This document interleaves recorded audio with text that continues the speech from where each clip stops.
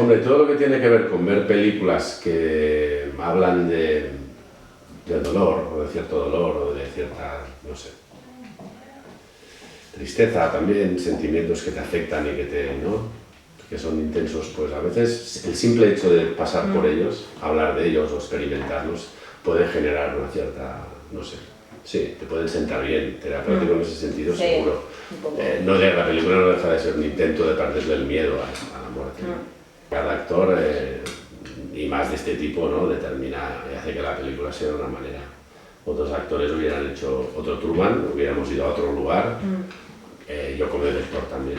Pensaste en ellos. Pero sí, tuve la gran suerte de pensar en ellos, la gran suerte de que ellos enseguida además pudieron, lo aceptaron y pudimos aparte no retrasar el rodaje, sino yo creo que con Ricardo hablamos en febrero y en septiembre estábamos a punto de filmar. O sea que, y eso también está bien, que las películas no se alarguen mucho. Sí.